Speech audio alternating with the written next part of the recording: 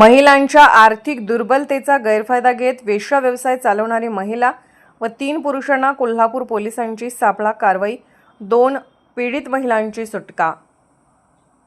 कोल्हापूर स्थानिक गुन्हे अन्वेषण शाखेने मोठी कारवाई करत गरीब आणि असहाय्य महिलांचा आर्थिक अडचणीचा गैरफायदा घेत वेश्या व्यवसाय चालवणाऱ्या एका महिलेबरोबर तिला मदत करणाऱ्या 3 पुरुषांना ताब्यात घेतले आहे। या कारवाईत 2 पीडित महिलांची सुटका करण्यात आली असून तब्बल 8,56,530 रुपये किमतीचा मुद्देमाल जप्त करण्यात आला। ही कारवाई माननीय पोलीस अधीक्षक योगेश कुमार गुप्ता यांच्या मार्गदर्शनाखाली आणि अप्पर पोलीस अधीक्षक बी धीरज कुमार यांच्या देखरेखीखाली करण्यात आली। पोलीस निरीक्षक रवींद्र कळमकर यांना मिळालेल्या गोपनीय माहितीनुसार उजगाव गडमुडशिंगी मार्गावरील साईश अपार्टमेंट येथे बेकायदेशीर वेश्या व्यवसाय सुरू असल्याचे समजले। यानुसार त्यांनी सहाय्यक पोलीस निरीक्षक शीतल कुमार कोल्हाळ आणि अनैतिक मानवी वाहतूक प्रतिबंध कक्षाच्या पथकासह सापळा रचला। त्यावेळी पथकाने बोगस ग्राहक पाठवून माहितीची खातरजमा केली आणि त्यानंतर 13 ऑक्टोबर रोजी साईश अपार्टमेंट मनेरमळा उजगाव येथे छापा टाकण्यात आला।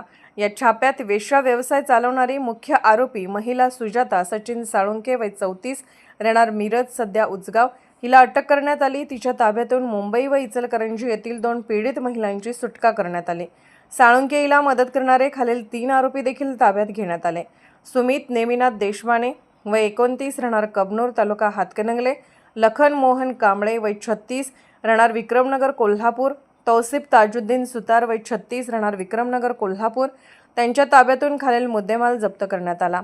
10,470 रोख रक्कम, 5 mobile handset, Swift Dzire car MH09 CM 6314, अपेरिक्षा MH09 EL 4240, निरोध पाकिटे एकूण अंदाजे 8,56,530 किमतीचा मुद्देमाल असा असून तपासादरम्यान आरोपी सुजाता साळुंके हिने गरीब महिलांना पैशाचे आमिष दाखवून वेश्या व्यवसायात ओढल्याचे कबूल केले आहे।